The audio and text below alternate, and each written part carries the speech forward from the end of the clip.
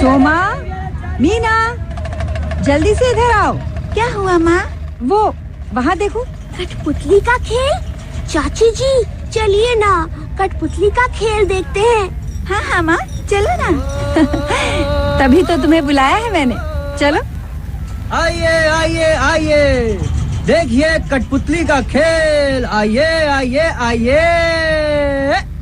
मीना, सोमा, आओ यहाँ बैठते हैं। यहाँ से कठपुतलियाँ साफ साफ नजर आएंगी। खेल दिखाएंगी। भाइयों बहनों और प्यारे बच्चों, अब शुरू होने जा रहा है कठपुतलियों का खेल। लेकिन उससे पहले जोरदार तालियां। सोमा, वो देखो, मंच पे 2 कठपुतलियाँ नजर आ रही हैं। हाँ मीना, एक ने लाल रंग का घाघरा पहना हुआ है और दूसरी ने हरा। बात है बहुत पुरानी, लेकिन बात बड़ी अलबेली। ये हैं 2 पक्की सहेलियां, चंपा और चमेली। देखो सोमा, लाल घाघरे वाली कठपुतली का नाम है चंपा। हाँ, और हरे घाघरे वाली का नाम है चमेली। एक बार एक पेड़ के नीचे दोनों रही थी नाच। सोमा, ये दोनों कठपुतलियाँ नाचते हुए कितनी सुंदर लग रही है ना? हाँ। तो चंपा और चमेली एक बार एक पेड़ के नीचे दोनों रही थी नाच। तभी पेड़ से गिरे संतरे, वो भी पूरे 5। दिन तक दा। चंपा, तुम 2 संतरे रख लो, 3 मैं रख लेती हूँ। क्यों चमेली, तुम 2 संतरे लो, मैं 3 लूंगी। मैं 3 लूंगी। मैं 3 लूंगी।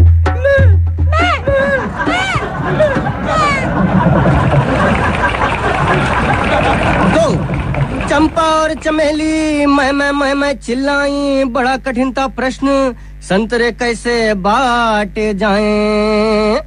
तभी अचानक उनको सूझा बढ़िया एक उपाय। क्यों ना 5 संतरों का रस निकाला जाए।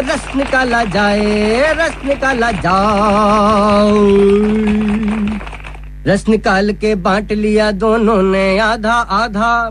कभी नहीं वो झगड़ेंगी, फिर किया दोनों ने वादा। कभी नहीं वो झगड़ेंगी, फिर किया दोनों ने वादा।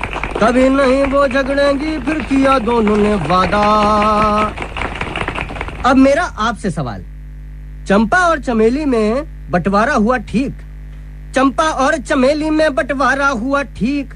आपको इनकी कहानी से मिलती है क्या सीख?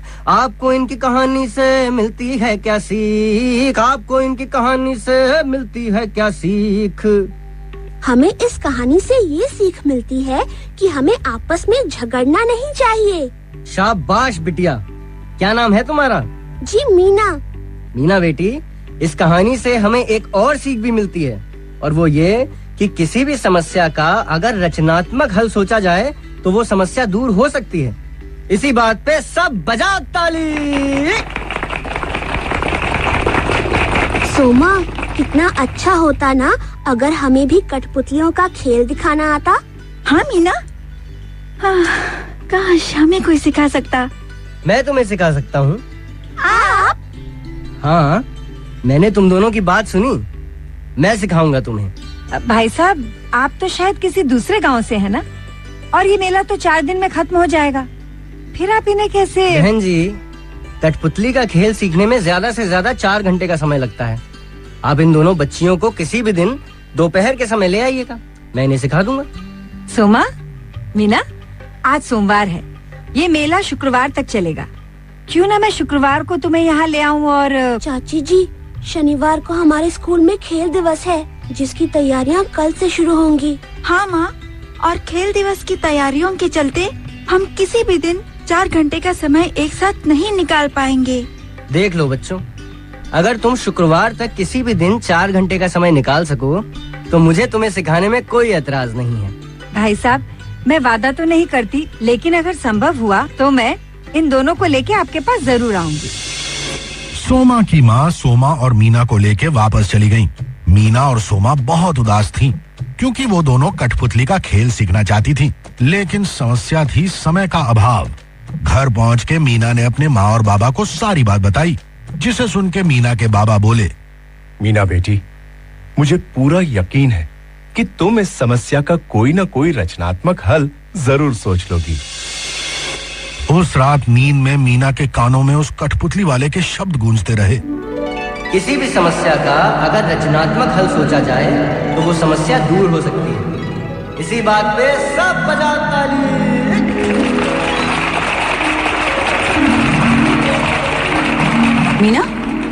मीना, उठ जाओ, सुबह हो गई है। तुम्हें खेल दिवस की तैयारी करने जाना है ना?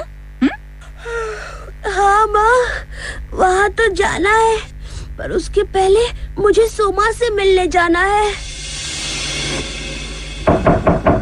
कौन? सोमा मैं हूँ, मीना। जल्दी से दरवाजा खोलो। मीना, तुम इतनी सुबह सुबह? कौन है सोमा? अरे मीना बिटिया। चाची जी नमस्ते। खुश रहो, खुश रहो। बताओ ना मीना, तुम इतनी सुबह सुबह? सोमा, अब हम दोनों कठपुतली का खेल सीख सकेंगे। सच? हाँ। लेकिन कैसे? चंपा और चमेली वाली कहानी याद है ना? उस कहानी से हमें सीख मिली थी कि किसी भी समस्या का अगर रचनात्मक हल सोचा जाए तो वो समस्या दूर हो सकती है। मैं कुछ समझी नहीं मीना बेटी। चाची जी, सोमा और मैं शुक्रवार तक किसी भी दिन 4 घंटे नहीं निकाल सकते, लेकिन हम अगले 4 दिनों में रोज 1-1 घंटा तो निकाल ही सकते हैं, है ना? अरे हाँ, शाबाश मीना बेटी, तुमने इस समस्या को एक सरल लेकिन रचनात्मक ढंग से हल किया। मैं आज से अगले 4 दिन तक तुम दोनों को रोज कठपुतली वाले भाई साहब के पास ले जाऊंगी, ताकि तुम दोनों कठपुतली का खेल सीख सको। और फिर अगले 4 दिन तक सोमा और मीना ने कठपुतली का खेल सीखा। मीना, सोमा, अब तुम्हें कठपुतलियां बनाना और उन्हें चलाना अच्छी तरह से आ गया है। मैं अपने गांव जाने से पहले तुम्हें एक उपहार देना चाहता हूँ। उपहार? हाँ, ये कठपुतलियां, चंपा और चमेली। चंपा और चमेली, मीना खुश और खुश उसकी सहेली। देखा दोस्तों, बातों बातों में सिखा गई ना पते की बात अपनी मीना। आप सभी हमेशा याद रखना, समस्या छोटी हो या बड़ी, अगर रचनात्मक तरीके से उसका हल ढूंढा जाए तो वो समस्या फुर्र हो जाती है। सरल करे ये सबका जीना, चतुर सबल है अपनी मीना। चलो भाई, अब समय हो गया है अपनी कवियत्री और कवि जी से मिलने का।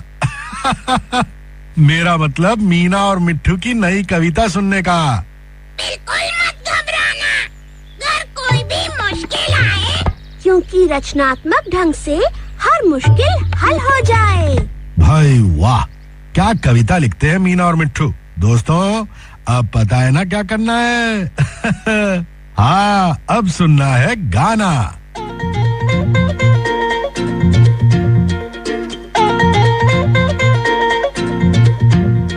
घबरा नहीं मुश्किल से,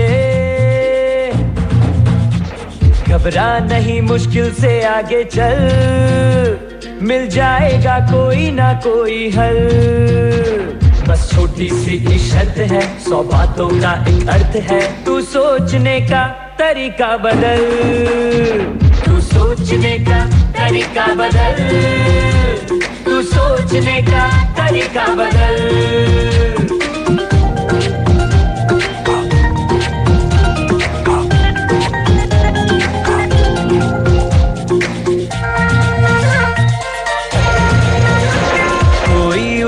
नहीं सुलझती अपने आप, कुछ भी ना होगा बैठ जो चुपचाप, क्या दिक्कत है दोस्तों से बोल दे, दिमाग की सभी खिड़कियां खोल दे। छक्के छूटे मुश्किल के जब सोचे सारे मिलके, सुन के मन की बातें किससे सुन के हर दिल के, मुश्किल की बत्ती कर दे गुल। घबरा नहीं मुश्किल से, घबरा नहीं, मुश्किल से आगे चल, मिल जाएगा कोई ना कोई हल। बस छोटी सी शर्त है, 100 बातों का एक अर्थ है, तू सोचने का तरीका बदल, तू सोचने का तरीका बदल, तू सोचने का तरीका बदल, तू सोचने का तरीका बदल, तू सोचने का तरीका बदल। आहा, क्या गाना था।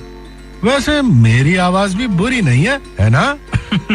वाह दोस्तों, आपने तो मुझे खुश कर दिया। चलो इसी खुशी में खेलते हैं एक खेल, मीना की क्लास में चल के। बच्चों, आज हम खेलेंगे नाम अनेक अक्षर एक। हाँ, मैं एक अक्षर बोलूंगी और तुम्हें उस अक्षर से किसी व्यक्ति, वस्तु, जानवर और जगह का नाम बताना है, ठीक है? तो शुरू करें आज का खेल। आज का अक्षर है ल। सबसे पहले बताओ ल से किसी मशहूर व्यक्ति का नाम। लिएंडर पेस। शाबाश मीना। और लिएंडर पेस कौन है? भारत के मशहूर टेनिस खिलाड़ी। हाँ, चलो बच्चों, अब ल से किसी वस्तु का नाम बताओ। लालटेन। बिल्कुल ठीक सोमा। अब ल से एक जानवर का नाम कौन बताएगा? लकड़बग्घा। शाबाश दीपू। अब ल से किसी जगह का नाम। लद्दाख। हाँ, और लद्दाख भारत के किस राज्य में है? जम्मू और कश्मीर में। शाबाश। और लद्दाख का सबसे बड़ा शहर है लेह, जहाँ से थोड़ी ही दूर है एक बहुत सुंदर झील जिसका नाम है पैंगोंग। तो बच्चों, खेल के मजा आया ना? आपको भी मजा आया ना? फिर ठीक है, तो जल्दी मिलते हैं एक चटपटी कहानी, गुदगुदाते गीत और मजेदार खेल के साथ। तब तक अपनी प्यारी मीना को चिट्ठी लिखना मत भूलना, चाहे वो आपके सुझाव हो, आपके विचार हो या आपके अनुभव। दोस्तों, मुझे चिट्ठी जरूर लिखना, मैं इंतजार करूंगी। मेरा पता है मीना की दुनिया, UNICEF, post box number 3008, Lodhi road, HPO, नई दिल्ली 110003।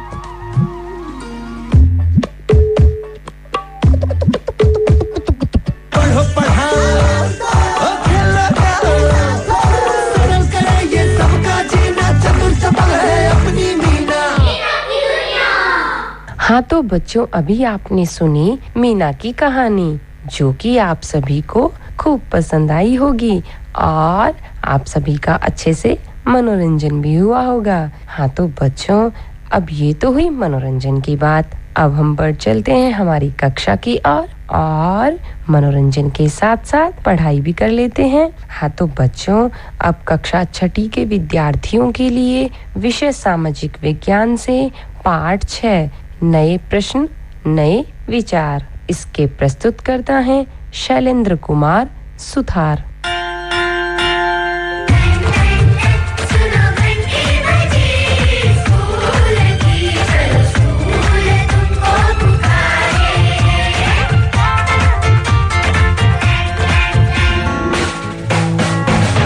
प्यारे बच्चों, नमस्कार। आप जानते हैं कि हमारे देश में विभिन्न धर्मों के लोग रहते हैं, हिंदू धर्म, बौद्ध धर्म, जैन धर्म, ईसाई धर्म आदि।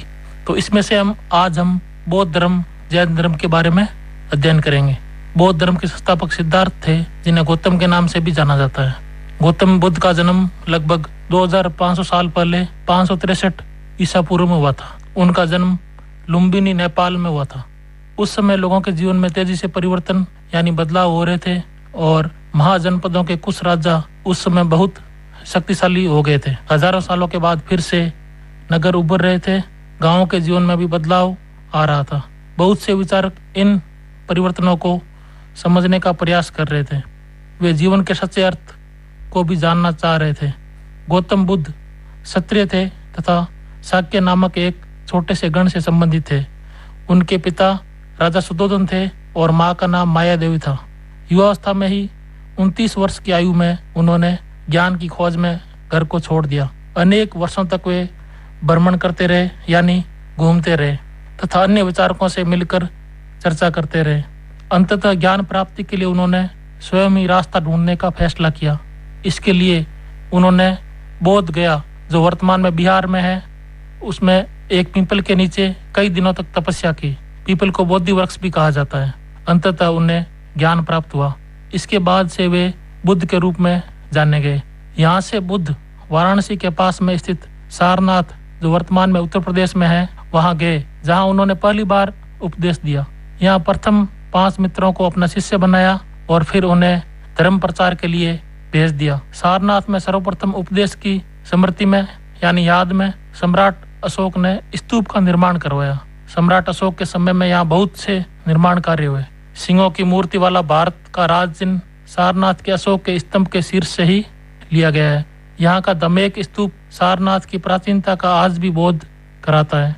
स्तूप एक गोल टीले के आकार की संरचना है, जिसका निर्माण ईंट और मिट्टी से हुआ। इसका प्रयोग पवित्र बौद्ध अवशेषों को रखने के लिए किया जाता है। माना जाता है कि यह कभी बौद्ध प्रार्थना स्थल होते थे। मौर्य शासक अशोक के काल में अनेक स्तूपों का निर्माण कार्य करवाया गया। बुद्ध ने शिक्षा दी कि यह जीवन कष्टों और दुखों से भरा हुआ है और ऐसा हमारी इच्छा और लालसाओं के कारण होता है।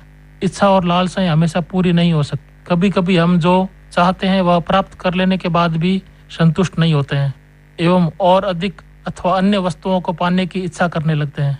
बुद्ध ने इस लिप्सा को तवा तृष्णा कहा। गौतम बुद्ध ने लोगों को मध्यम मार्ग का उपदेश दिया। उन्होंने दुख, उसके कारण और निवारण के लिए अष्टांगिक मार्ग सुझाया। उन्होंने अहिंसा पर बहुत जोर दिया है। उन्होंने यज्ञ और पशु बलि की भी निंदा की। गौतम बुद्ध ने लोगों को दयालु होने तथा मनुष्यों के साथ साथ जानवरों के जीवन का भी आदर करने की शिक्षा दी। वे मानते थे कि हमारे कर्मों के परिणाम, चाहे वे अच्छे हों या बुरे, हमारे वर्तमान जीवन के साथ साथ बाद के जीवन को भी प्रभावित करते हैं। बुद्ध ने अपनी शिक्षा सामान्य लोगों की प्राकृत भाषा में दी, जिसे सामान्य लोग भी उनके संदेश को समझ सकें। बुद्ध ने कहा कि लोग किसी शिक्षा को केवल इसलिए नहीं स्वीकार करें कि यह उनका उपदेश है, बल्कि वे उसे अपने विवेक यानी ज्ञान से मापें। प्यारे बच्चों, अब मैं आपको बुद्ध के विषय की एक कहानी सुनाता हूँ। एक समय की बात है, किस्सा गौतमी नामक एक स्त्री का पुत्र मर गया। इस बात से वह इतनी दुखी हुई कि वह अपने बच्चे को गोद में लिए नगर की सड़कों पर घूम घूम कर लोगों से प्रार्थना करने लगी कि कोई उसके पुत्र को जीवित कर दे। एक भला व्यक्ति उसे बुद्ध के पास ले गया। बुद्ध ने कहा, मुझे एक मुट्ठी सरसों के बीज ला कर दो, मैं तुम्हारे पुत्र को जीवित कर दूंगा। किस्सा गौतमी बहुत प्रसन्न हुई, पर जैसे ही वह बीज लाने के लिए जाने लगी, तभी बुद्ध ने उसे रोका और कहा, ये बीज एक ऐसे घर से मांग कर लाओ जहाँ किसी की मृत्यु न हुई हो। किस्सा गौतमी एक दरवाजे से दूसरे दरवाजे गई, लेकिन वह जहाँ भी गई उसने पाया कि हर घर में किसी न किसी के पिता, माता, बहन, भाई, पति, पत्नी, बच्चे, चाचा, चाची, दादा या दादी की मृत्यु हुई थी। बताओ, बुद्ध दुखी माँ को क्या शिक्षा देने का प्रयास कर रहे थे? बुद्ध यह शिक्षा देने की कोशिश कर रहे थे कि जिसका जन्म होता है उसकी मृत्यु निश्चित है, उसे कोई रोक नहीं सकता। किस्सा गौतमी को समझाने के लिए बुद्ध ने यह तरीका अपनाया। प्यारे बच्चों, अब हम उपनिषद के बारे में जानेंगे। जिस समय बुद्ध उपदेश दे रहे थे, उसी समय या उससे भी थोड़ा पहले दूसरे अन्य चिंतक भी कठिन प्रश्नों का उत्तर ढूंढने का प्रयास कर रहे थे। उनमें से कुछ मृत्यु के बाद के जीवन के बारे में जानना चाहते थे, जबकि अन्य यज्ञों की उपयोगिता के बारे में जानने को उत्सुक थे कि यज्ञ हमारे जीवन में क्या काम आता है।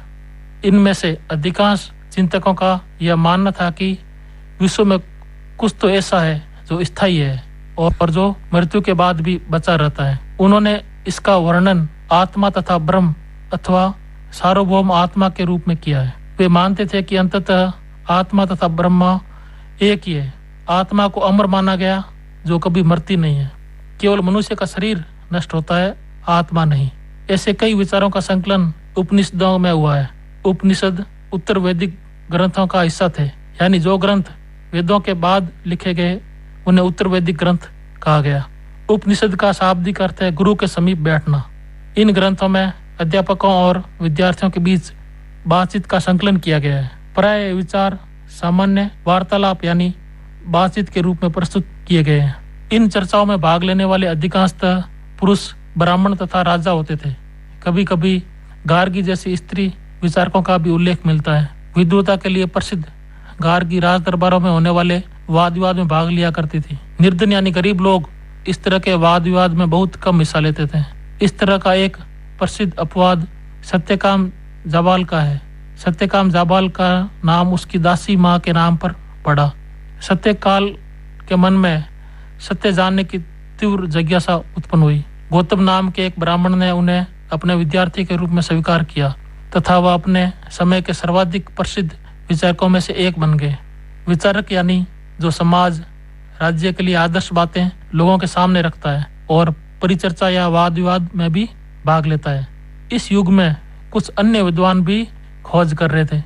उन्हीं प्रसिद्ध विद्वानों में से एक पाणिनि ने संस्कृत भाषा के व्याकरण की रचना की। उन्होंने स्वरों तथा व्यंजनों को एक विशेष क्रम में रखकर उनके आधार पर सूत्रों की रचना की। ये सूत्र बीज गणित के सूत्रों से काफी मिलते जुलते हैं। इसका प्रयोग कर उन्होंने संस्कृत भाषा के प्रयोगों के नियम लघु सूत्रों जो लगभग 3000 हैं के रूप में लिखे। प्यारे बच्चों, अब हम भारतीय दर्शन की 6 पद्धति यानी 6 दर्शन के बारे में जानेंगे। दर्शन उस विद्या का नाम है जो सत्य एवं ज्ञान की खोज करता है। व्यापक अर्थ में दर्शन तर्कपूर्ण, विधिपूर्वक एवं कर्मबद्ध विचार की एक कला है। इसका जन्म अनुभव एवं परिस्थिति के अनुसार होता है।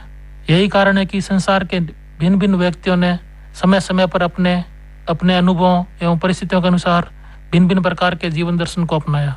सदियों से भारत द्वारा सत्य की बौद्धिक खोज का प्रतिनिधित्व दर्शन की 6 शाखाओं ने किया। ये वैशेषिक, न्याय, सांख्य, योग, पूर्व मीमांसा और वेदांत या उत्तर मीमांसा के नाम से जाने जाते हैं।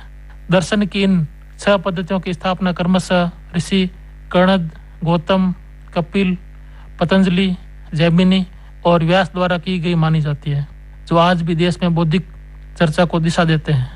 जर्मन मूल के ब्रिटिश भारतविद फ्रेडरिक मैक्स मूलर के अनुसार दर्शन की इन 6 शाखाओं का विकास कई पीढ़ियों के दौरान व्यक्तिगत विचारकों के योगदान से हुआ। यद्यपि ये एक दूसरे से भिन्न दिखते हैं, तथापि सत्य की इनकी समझ में आधारभूत यानी मूल रूप से तालमेल दिखता है। प्यारे बच्चों, अब हम जैन धर्म का अध्ययन करेंगे। इसी युग में अर्थात लगभग 2500 वर्ष पूर्व जैन धर्म के 24वें तथा अंतिम तीर्थंकर वर्धमान महावीर ने भी अपने विचारों का प्रसार किया। महावीर स्वामी का जन्म 599 ईसा पूर्व में वैशाली गणराज्य के कुंड ग्राम में हुआ था। वह वज्जी संघ के लिच्छवी कुल के एक क्षत्रिय राजकुमार थे। 30 वर्ष की आयु में उन्होंने घर छोड़ दिया और जंगल में रहने लगे। 12 वर्ष तक उन्होंने कठिन एवं एकांकी जीवन गुजारा। इसके बाद उन्हें ज्ञान प्राप्त हुआ। 72 वर्ष की आयु में उन्हें पावापुरी में मोक्ष की प्राप्ति हुई। इस दौरान महावीर स्वामी के कई अनुयायी यानी शिष्य बने, जिसमें उस समय के प्रमुख राजा बिंबिसार और चेटक भी शामिल थे। महावीर स्वामी की शिक्षा सरल थी। उनके अनुसार सत्य जानने की इच्छा रखने वाले को प्रत्येक स्त्री व पुरुष को अपना घर छोड़ देना चाहिए। उन्हें अहिंसा के नियमों का कड़ाई से पालन करना चाहिए, अर्थात किसी भी जीव को न तो कष्ट देना चाहिए और न ही हत्या करनी चाहिए। महावीर का कहना था, सभी जीव जीना चाहते हैं, सभी के लिए जीवन प्रिय है। महावीर ने अपनी शिक्षा प्राकृत में दी। यही कारण है कि साधारण जन भी उनके तथा उनके अनुयायियों की शिक्षाओं को समझ सके। प्रचलन क्षेत्र के आधार पर ही उनके अलग अलग नाम थे। जैसे मगध में बोली जाने वाली प्राकृत मगधी कहलाती थी। जैन नाम से जाने गए महावीर के अनुयायियों को भोजन के लिए भिक्षा मांगकर सादा जीवन बिताना होता था। उन्हें पूरी तरह से ईमानदार होना पड़ता था तथा चोरी न करने की उन्हें सख्त हिदायत थी। उन्हें ब्रह्मचर्य का पालन करना होता था। पुरुषों को वस्त्रों सहित सब कुछ त्याग देना पड़ता था। अधिकांश व्यक्तियों के लिए ऐसे कड़े नियमों का पालन करना बहुत कठिन था। फिर भी हजारों व्यक्तियों ने इस नई जीवन शैली को जानने और सीखने के लिए अपने घरों को छोड़ दिया। कई अपने घरों पर ही रहे और भिक्षु भिक्षुणी बने लोगों को भोजन प्रदान कर उनकी सहायता करते रहे। मुख्यतः व्यापारियों ने जैन धर्म का समर्थन किया। किसानों के लिए नियमों का पालन बहुत कठिन था, क्योंकि फसल की रक्षा के लिए उन्हें कीड़े मकोड़ों को मारना पड़ता था। बाद की सदियों में जैन धर्म उत्तर भारत के कई हिस्सों के साथ साथ गुजरात, तमिलनाडु और कर्नाटक में भी फैल गया। महावीर तथा उनके अनुयायियों की शिक्षाएं कई शताब्दियों तक मौखिक रूप में ही रही। वर्तमान रूप में उपलब्ध जैन धर्म की शिक्षाएं लगभग 1500 वर्ष पूर्व गुजरात में वल्लभी नामक स्थान पर लिखी गई थी। प्यारे बच्चों, अब हम संघ के बारे में अध्ययन करेंगे। महावीर तथा बुद्ध दोनों का ही मानना था कि घर का त्याग करने पर ही सच्चे ज्ञान की प्राप्ति हो सकती है। ऐसे लोगों के लिए उन्होंने संघ नामक संगठन बनाया, जहां घर का त्याग करने वाले लोग एक साथ रह सकें। संघ में रहने वाले बौद्ध भिक्षुओं के लिए बनाए गए नियम विनय पिटक नामक ग्रंथ में मिलते हैं। जो सन्यासी बौद्ध धर्म के प्रचार प्रसार का कार्य करते थे, उन्हें भिक्षु कहा जाता था। विनय पिटक से हमें पता चलता है कि संघ में पुरुषों और स्त्रियों के रहने की अलग अलग व्यवस्था थी। सभी व्यक्ति संघ में प्रवेश ले सकते थे। हालांकि संघ में प्रवेश के लिए बच्चों को अपने माता पिता से, दासों को अपने स्वामी से, राजा के यहाँ काम करने वाले लोगों को राजा से तथा कर्जदारों को अपने देनदारों से अनुमति लेनी होती थी। एक स्त्री को इसके लिए अपने पति से अनुमति लेनी होती थी। संघ में प्रवेश लेने वाले स्त्री पुरुष बहुत सादा जीवन जीते थे। वे अपना अधिकांश समय ध्यान करने में बिताते थे और एक निश्चित समय दिन में वे शहरों और गांवों में जाकर भिक्षा मांगते थे। यही कारण है कि उन्हें भिक्षु तथा भिक्षुणी, जो साधु भिखारी के लिए प्राकृत शब्द है, कहा गया। वे आम लोगों को शिक्षा देते थे और साथ ही एक दूसरे की सहायता भी करते थे। किसी तरह की आपसी लड़ाई का निपटारा करने के लिए वे प्रायः बैठकें भी किया करते थे। संघ में प्रवेश लेने वालों में ब्राह्मण, क्षत्रिय, व्यापारी, मजदूर, गणिकाएं तथा दास शामिल थे। इनमें से कई लोगों ने बुद्ध की शिक्षाओं के विषय में लिखा तथा कुछ लोगों ने संघ में अपने जीवन के विषय में सुंदर कविताओं की रचना की। प्यारे बच्चों, अब हम विहार के बारे में जानेंगे। जैन तथा बौद्ध भिक्षु पूरे साल एक स्थान से दूसरे स्थान घूमते हुए उपदेश दिया करते थे। केवल वर्षा ऋतु में जब यात्रा करना कठिन हो जाता था तो वे एक स्थान पर ही निवास करते थे। इन निवास स्थानों अनुयायी यानी शिष्य उद्यानों में बनवाए गए अस्थायी निवासों में अथवा पहाड़ी क्षेत्रों की प्राकृतिक गुफाओं में रहते थे। जैसे जैसे समय बीतता गया, भिक्षु भिक्षुणियों ने स्वयं तथा उनके समर्थकों ने अधिक स्थायी शरण स्थलों की आवश्यकता का अनुभव किया।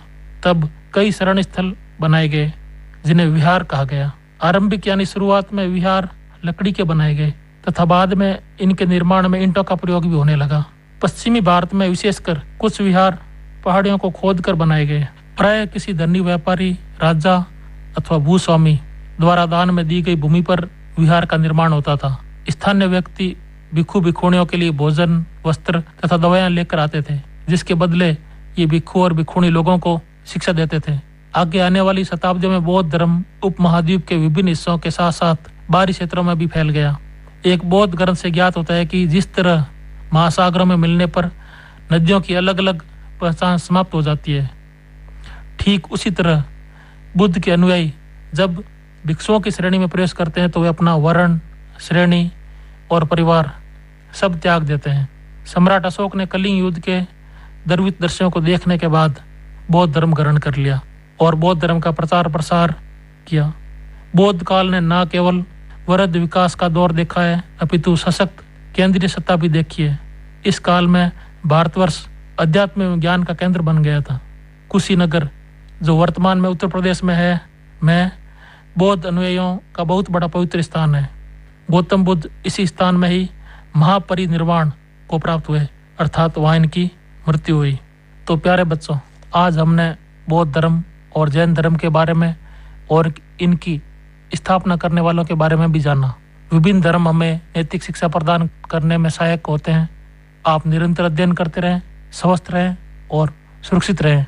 धन्यवाद। हाँ तो बच्चों, अभी आपने सुना कक्षा 6 के विद्यार्थियों के लिए विषय सामाजिक विज्ञान से पाठ 6 नए प्रश्न नए विचार। इसे प्रस्तुत किया शैलेंद्र कुमार सुथार ने और इसकी समीक्षा की सीमा शर्मा ने। हाँ तो बच्चों, अब बढ़ चलते हैं हमारी अगली कक्षा की ओर और अब कक्षा 12वीं के विद्यार्थियों के लिए विषय हिंदी अनिवार्य आरोह द्वितीय से पाठ 16 नमक। इसकी प्रस्तुत करता है पूनम कुमारी।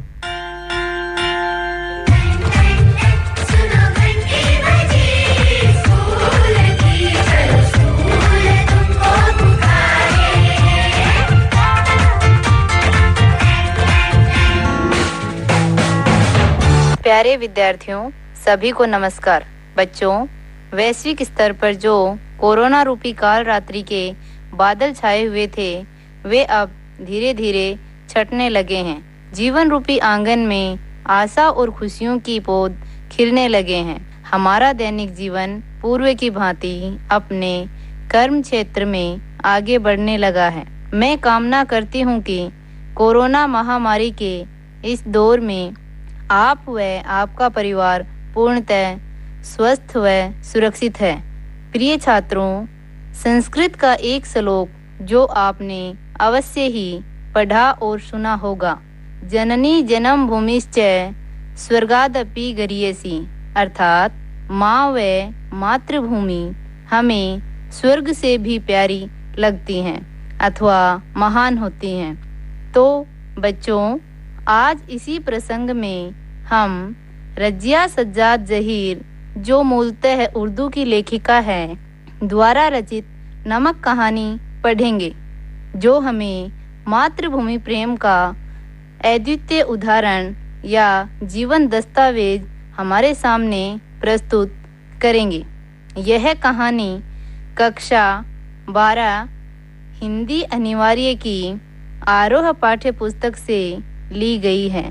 बच्चों, आरोह का अर्थ ही ऊपर की ओर बढ़ना होता है, अर्थात इस पाठ में हमें जो नैतिक मूल्य हमें मिलेंगे वो हमें अपने जीवन में आगे बढ़ने के लिए हमेशा प्रेरित करने वाले होंगे।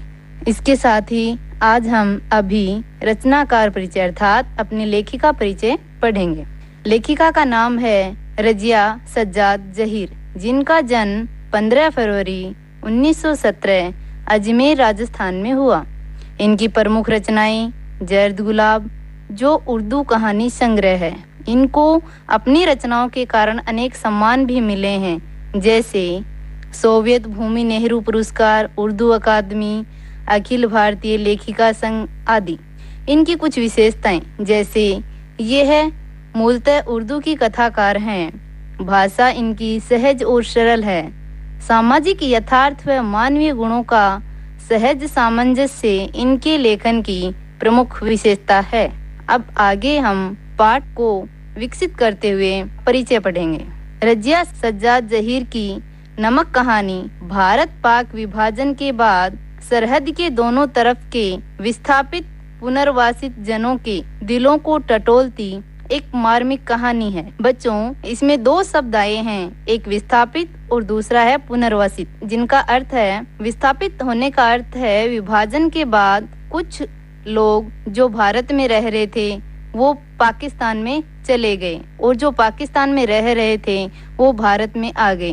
पुनर्वासित शब्द का अर्थ यहाँ पे होगा आकर के बसना। इस कहानी में ऐसे ही विस्थापित होकर आई सिख बीवी आज भी लाहौर को अपना वतन मानती है। क्योंकि 1947 ईस्वी भारत पाकिस्तान विभाजन के बाद जो परिवार विस्थापित होकर भारत से पाकिस्तान चले गए वह पाकिस्तान से भारत आ गए, परंतु उनके कुछ रिश्तेदार वहीं रह गए।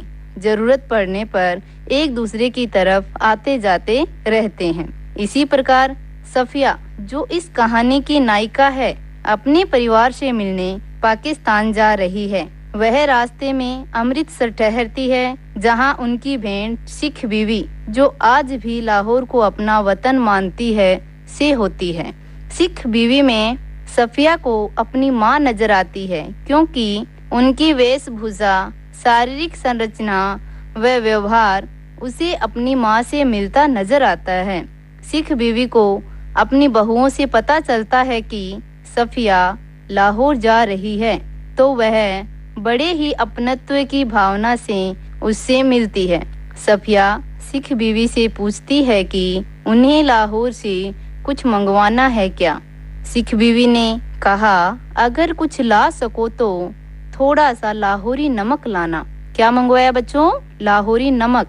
इसका कारण है, जैसे हम अपने देश से जुड़े हुए होते हैं, अपनी मातृभूमि से जुड़े हुए होते हैं, तो हमें वहाँ की मिट्टी, नमक, इनकी जो खुशबू या कहें स्वाद, वो हमें बहुत ही रुचता है और हम चाहते हैं कि हमें वो मिलता रहे। इस कारण सफिया और सिख बीवी लाहौरी नमक मंगवाती है। देखते हैं कहानी में। उन सिख बीवी को देखकर सफिया हैरान रह गई थी। किस कदर वह उसकी माँ से मिलती थी।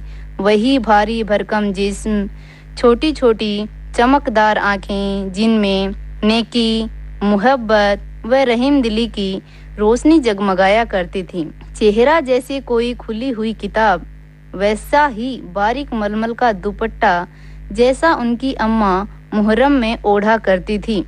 जब सफिया ने कई बार उनकी तरफ मोहब्बत से देखा तो उन्होंने भी उनके बारे में घर की बहू से पूछा।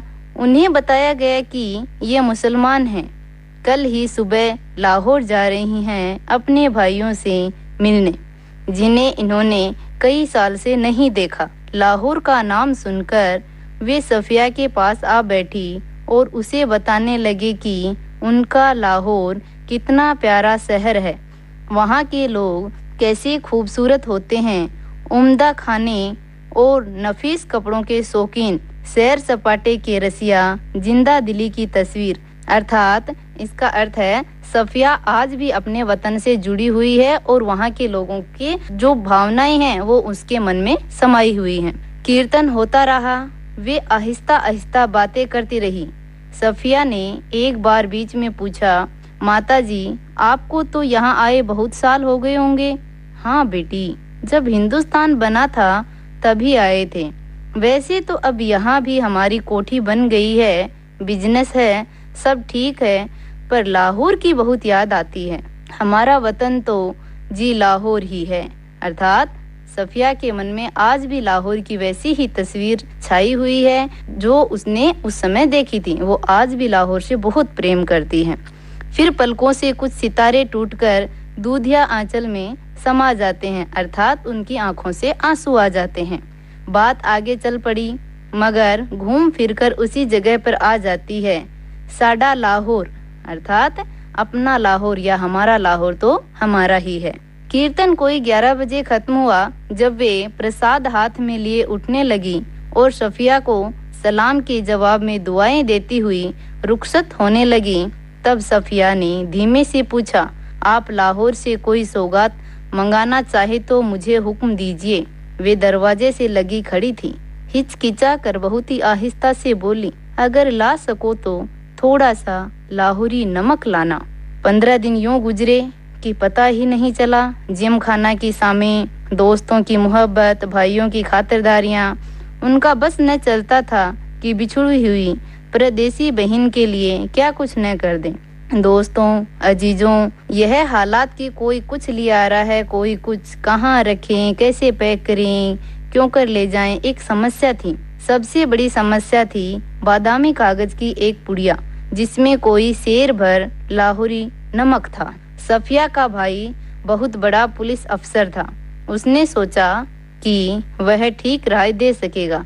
चुपके से पूछने लगी, क्यों भैया, नमक तो ले जा सकते हैं ना? वह हैरान होकर बोला, नमक तो नहीं ले जा सकते, गैर कानूनी है। और नमक का आप क्या करेंगी? आप लोगों के हिस्से में तो हमसे बहुत ज्यादा नमक आया है। अब देखिए बच्चों, यहाँ पे एक लाइन आई है, आप लोगों के हिस्से में तो हमसे बहुत ज्यादा नमक आया। इसका अर्थ क्या है? जब भारत और पाकिस्तान का विभाजन हुआ तो हमारे भारत की तरफ खारे पानी की झीलें ज्यादा हैं और उनसे जो नमक निकलता है, तो एक कहें तो उन्होंने एक व्यंग्य के रूप में ये लाइन कही सफिया के भाई ने सफिया से। वह झुंझला गई, मैं हिस्से बखरे की बात नहीं कर रही हूँ, आया होगा, मुझे तो लाहौर का नमक चाहिए, मेरी माँ ने मंगवाया है। भाई की समझ में कुछ नहीं आया, माँ का क्यों जिक्र था, वे तो बंटवारे से पहले ही मर चुकी थी। जरा नरमी से समझाने के अंदाज में बोला, देखिए बाजी अर्थात बहन, आपको कस्टम से गुजरना है। कस्टम होता है जांच, और अगर एक भी चीज ऐसी वैसी निकल आई तो आपके सामान की चिंदी चिंदी बिखेर देंगे, अर्थात पूर्णतः बिखेर देंगे। वह बिगड़ कर बोली, निकल आने का क्या मतलब है? मैं क्या चोरी से ले जाऊंगी या छिपा कर ले जाऊंगी? मैं तो दिखा कर जता कर ले जाऊंगी। भाई, यह तो आप बहुत गलत बात करेंगी। कानून, अरे फिर वही कानून कहे जाते हो। क्या सब कानून हुकूमत के ही होते हैं? कुछ मोहब्बत, मुरोवत, आदमियत, इंसानियत के नहीं होते? मोहब्बत अर्थात प्रेम, मुरोवत यानी मानवता। तो कह रहे हैं कि क्या कानून में हमेशा कड़ापन ही होता है क्या? उनमें कभी मानवता नहीं होती? आखिर कस्टम वाले यानी जांच अधिकारी इंसान ही होते हैं, कोई मशीन तो नहीं। हाँ, वे मशीन नहीं होते, पर मैं आपको यकीन दिलाता हूँ वे शायर भी नहीं होते। उनको तो अपनी ड्यूटी करनी होती है। अरे बाबा, मैं कब कह रही हूँ वे ड्यूटी ना करें।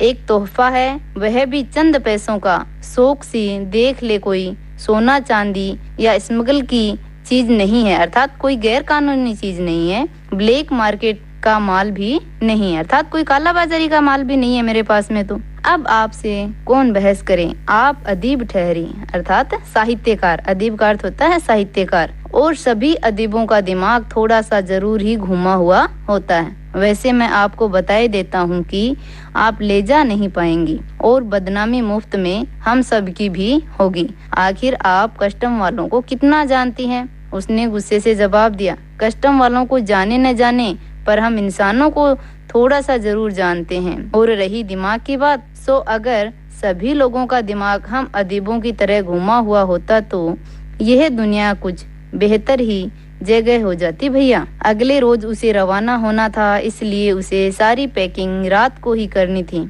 कमरे का दरवाजा अंदर से बंद कर वह सामान बांधने लगी। सभी चीजें सिमटकर सूटकेस में चली गई। सिर्फ 2 ही चीजें रह गई। एक वह छोटी सी टोकरी जिसमें किन्नू रखे थे। किन्नू होते हैं बेटा संतरे और माल्टे को मिलाकर जो किस्म बनती है वह किन्नू कहलाती है, जो संतरे की तरह ही रंगीन व मीठा होता है। और दूसरा क्या रह गया? वह नमक की पुड़िया, जो उसे ले जानी थी अपनी माँ जैसी सफिया बीवी के लिए। प्यारे बच्चों, अब तक सफिया का गुस्सा उतर चुका था। भावना के स्थान पर अब बुद्धि ने धीरे धीरे हावी होना शुरू किया। अब वह सोच रही है कि नमक की पुड़िया ले तो जानी है, पर कैसे? उसने किन्नू कालीन पर उलट दिए, टोकरी खाली की और नमक की पुड़िया उठाकर टोकरी की तह में रख दी। फिर वह किन्नुओं को एक एक करके टोकरी में रखने लगी, जिससे नमक की पुड़िया एकदम छुप गई। टोकरी को उठाकर सिरहाने रखा और लेटकर दोहर ओढ़ ली। दोहर होती है चादर, चादर ओढ़कर सो गई। रात को तकरीबन 1:30 बजे थे। मार्च की सुहानी हवा खिड़की की जाली से आ रही थी। खिड़की के करीब लगा चंपा का एक घना दरखत अर्थात पेड़ खड़ा था। दूर से किसी कुत्ते के भौंकने या रोने की आवाज, चौकीदार की सीटी, फिर सन्नाटा। यह पाकिस्तान था। यहाँ उसके 3 सगे भाई थे। बेशुमार चाहने वाले दोस्त थे। बाप की कब्र थी। नन्हे नन्हे भतीजे भतीजियां थी जो उससे बड़ी मासूमियत से पूछते थे, फूफी जान, आप हिंदुस्तान में क्यों रहती हैं, जहाँ हम लोग नहीं आ सकते? उन सबके और सफिया के बीच में एक सरहद यानी सीमा थी और बहुत ही नोकदार लोहे की छड़ों का जंगला, जो कस्टम कहलाता है। कस्टम की यह परिभाषा खुद लेखिका ने बनाई है। कल वह लाहौर से चली जाएगी, हो सकता है साल भर बाद फिर आए, हो सकता है कभी न आ सके। अचानक उसकी आंखें खुल गई और उसका सारा स्वप्न टूट गया। प्यारे बच्चों, अब सफिया हिंदुस्तान लौट रही है। वह फर्स्ट क्लास के वेटिंग रूम में बैठी थी। दिल्ली तक का किराया उसके भाई ने दिया था और हाथ में टिकट दबाए वेटिंग रूम से बाहर प्लेटफॉर्म पर टहल रहा था। वह अंदर बैठी चाय की प्याली हाथ में लिए किन्नुओं की टोकरी पर निगाहें जमाए सोच रही थी कि आसपास इधर उधर कितने लोग हैं, लेकिन सिर्फ वही जानती है कि टोकरी की तह में किन्नुओं के नीचे नमक की पुड़िया। प्यारे बच्चों, अब कहानी में थोड़ा ट्विस्ट या कहीं चरमोत्कर्ष आता है। सफिया का सामान कस्टम पर जांच के लिए बाहर निकाला जाने लगा तो उसे एक झिरझरी यानी कंपन सा हुआ उसके शरीर में और एकदम फैसला किया कि वह मोहब्बत का यह तोहफा चोरी से नहीं ले जाएगी। उसने जल्दी से पुड़िया निकाली और हैंडबैग में रख ली, जिसमें उसका पैसा व पासपोर्ट आदि थे। जब सामान कस्टम से होकर रेल की तरफ चला तो वह एक कस्टम अफसर की तरफ बढ़ी। ज्यादातर मेजें खाली हो चुकी थी। वहीं एक साहब खड़े थे, लंबा कद, दुबला पतला जिस्म, खिचड़ी बाल, आंखों पर ऐनक। सफिया हिचकिचा कर बोली, मैं आपसे कुछ पूछना चाहती हूँ। उन्होंने नजर भरकर उसे गौर से देखा। बोले, फरमाइए। उनके लहजे ने सफिया की हिम्मत बढ़ा दी।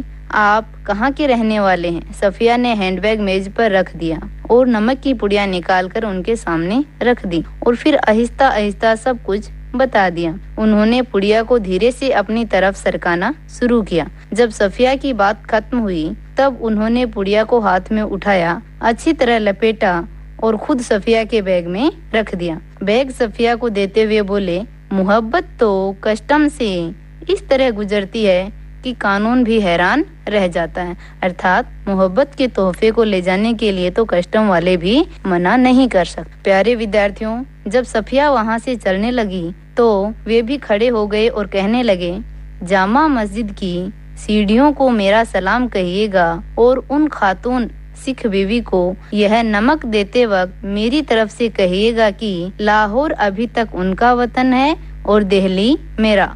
लो, बाकी सब रफ्ता रफ्ता यानी धीरे धीरे ठीक हो जाएगा। प्लेटफॉर्म पर उसके बहुत से दोस्त, भाई, रिश्तेदार थे। हसरत भरी नजरों से बहते हुए आंसुओं, ठंडी सांसों और दबे हुए होठों के बीच काटती हुई रेल की सरहद की तरफ बढ़ी। अटारी में पाकिस्तानी पुलिस उतरी और हिंदुस्तानी पुलिस सवार हुई। इसका कारण था सीमा। अटारी में भारत और पाकिस्तान की जो सीमा है वो लगती है। अटारी से पहले पाकिस्तान और उसके आगे अपना भारत। कुछ समझ नहीं आता था कि कहाँ लाहौर खत्म हुआ और कहाँ से अमृतसर शुरू हुआ। अर्थात दोनों देश एक दूसरे के साथ घुले मिले थे। किस प्रकार से उनकी जमीन, जबान, सबकी सूरतें, लिबास, सब कुछ एक जैसे थे। मुश्किल बस इतनी थी कि भरी हुई बंदूकें दोनों के हाथ में। अमृतसर में कस्टम वाले फर्स्ट क्लास वालों के सामान उनके डिब्बे के सामने ही कर रहे थे। सफिया का सारा सामान देखा जा चुका था तो वह उन नौजवान कस्टम अफसर की ओर बढ़ी जो बातचीत और सूरत से बंगाली लगते थे। सफिया बोली, मेरे पास नमक है थोड़ा सा। बच्चों, आप सोच रहे होंगे कि दोबारा कस्टम कहाँ से आ गया। जब पाकिस्तान से सफिया चलती है तो उनकी चेकिंग दो जगह होती है। उनके सामान की चेकिंग एक बार उनकी लाहौर में जो पाकिस्तान में आता है और दूसरी बार अमृतसर में जो भारत में आता है। तो अब उनकी जो सामान की चेकिंग है वो दूसरी बार हो रही है। फिर उन्होंने हैंडबैग खोला और वह पुड़िया उनकी तरफ बढ़ाते हुए अटकते, झिझकते, हिचकते हुए उनको सब कुछ कह सुनाया। उन्होंने सिर झुका लिया था, सुनते रहे। बात पूरी हुई तो उन्होंने एक बार फिर सफिया को ऊपर से नीचे की तरफ देखा। धीरे से बोले, इधर आइए जरा। चलते चलते उन्होंने एक दूसरे से कहा, इनके सामान का ध्यान रखिएगा। प्लेटफॉर्म के सिरे पर एक कमरा था, वे उसके अंदर घुसे। सफिया दाखिल होते मुस्कुराई, हिचकिचाई। वे मुस्कुराकर बोले, आइए आइए न। सफिया ने पुड़िया व बैग को मेज पर रख दिया। बाहर की तरफ झांककर उन्होंने एक पुलिस वाले को इशारा किया। सफिया के पैर तले जमीन खिसक गई। अर्थात वो डर गई कि अब क्या होगा। शायद बच्चों आपके मन में भी चल रहा होगा कि सफिया को पुलिस अधिकारी गिरफ्तार करेगा या छोड़ देगा, है कि नहीं। चलो आपकी जिज्ञासा दूर करते हैं। 2 चाय लाओ, अच्छी वाली। पुलिस वाला सफिया को घूरते हुए चला गया। फिर मेज की दराज से एक किताब निकाली वह सफिया के सामने रखकर उन्होंने पहला सफा खोल दिया। सफा का अर्थ होता है पेज। बाईं ओर नजरुल इस्लाम की तस्वीर थी और टाइटल वाले सफे पर अंग्रेजी में कुछ धुंधले शब्द थे। सैमुलई सलाम की तरफ से सुनील दास गुप्ता को प्यार के साथ, ढाका 1946। तो आप क्या ईस्ट बंगाल के हैं? हाँ, मेरा वतन ढाका है। उन्होंने बड़े फख से जवाब दिया, अर्थात गर्व से जवाब दिया। तो आप यहाँ कब आए? जब डिवीजन हुआ, अर्थात जब बांग्लादेश बना तभी। मगर हमारा वतन तो ढाका है, पर नजरुल और टैगोर को तो हम लोग बचपन से पढ़ते थे। जिस दिन हम रात यहाँ आ रहे थे उसके ठीक 1 वर्ष पहले मेरे सबसे पुराने, सबसे प्यारे बचपन के दोस्त ने मुझे यह किताब दी थी। उस दिन मेरी सालगिरह थी। उन्होंने चाय की प्याली सफिया की तरफ खिसकाई और खुद एक बड़ा सा घूंट भरकर बोले, वैसे तो डाब कलकत्ता में भी होता है। डाब का अर्थ होता है कच्चा नारियल। जैसे नमक यहाँ भी होता है, पर हमारे यहाँ के डाब की बात ही क्या। हमारी जमीन, हमारे पानी का मजा ही कुछ और है। कहने का मतलब है वो कस्टम अधिकारी भी आज अपने बंगाल, अपने ढाका को बहुत याद करता है, बहुत ज्यादा उससे उसका लगाव है। उठते वक्त उन्होंने पुड़िया सफिया के बैग में रख दी और खुद उस बैग को उठाकर आगे चलने लगे। सफिया भी उनके पीछे चलने लगी। जब सफिया अमृतसर के पुल पर चढ़ रही थी तब पुल की सबसे निचली सीढ़ी के पास वे सिर झुकाए चुपचाप खड़े थे। सफिया सोचती जा रही थी, किसका वतन कहाँ है, वह जो कस्टम के इस तरफ है या उस तरफ। तो बच्चों, यह हुई अपनी कहानी आज की।